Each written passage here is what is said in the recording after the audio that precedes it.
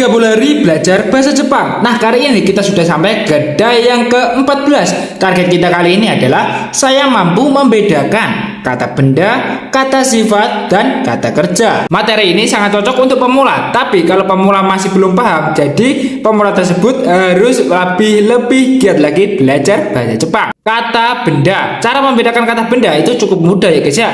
Kata-kata yang menyebutkan orang, tempat, ataupun benda itu termasuk kata benda. Contohnya orang, buku, kota.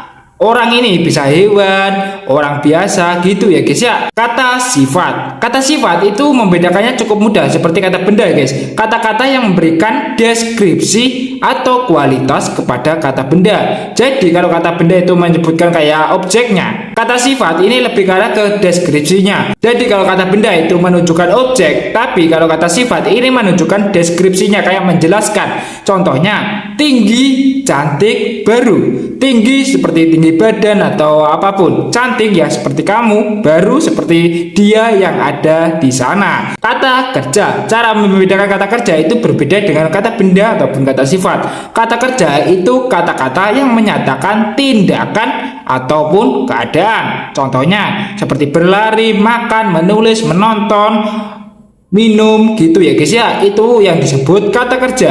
Jadi kata benda objek, kata sifat itu kayak deskripsinya, kata kerja itu tindakannya. Kalau kalian masih belum paham, berarti kalian harus giat lagi belajar bahasa Jepang. Mari kita langsung ke contohnya. Neko itu kata sifat, kata benda ataupun kata kerja.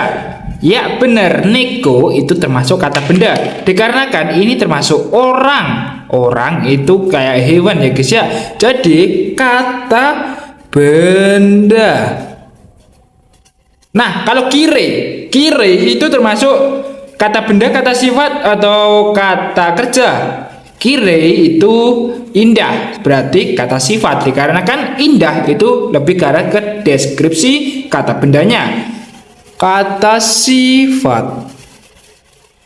Nah, kalau kaban itu apa? Kata kerja kah kaban? Kata kerja kah? Kata sifat? Kata benda? Kaban itu tas.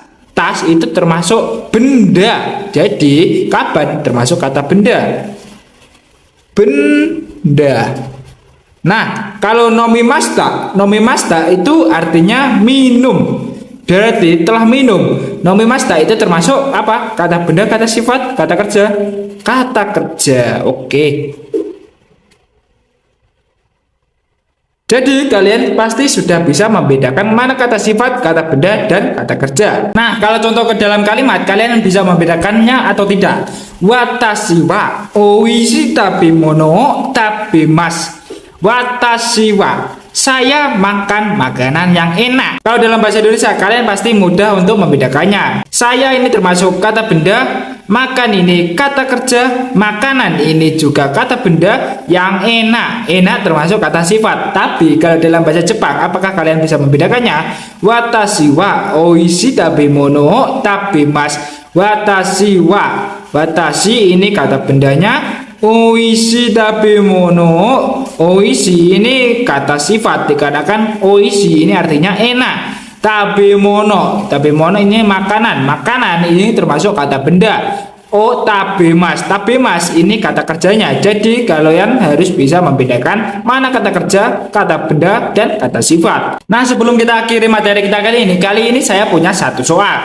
Karewa takai tamodachi to asondeimasu. Nah, kalian harus bisa membedakan mana kata sifat, kata kerja, dan kata benda. Coba kalian jawab mana kata sifatnya, mana kata bendanya, dan mana kata kerjanya. Kalian jawab di komentar. Nah, di day ke-14 ini, target saya mampu membedakan kata benda, kata sifat, dan kata kerja. Selesai.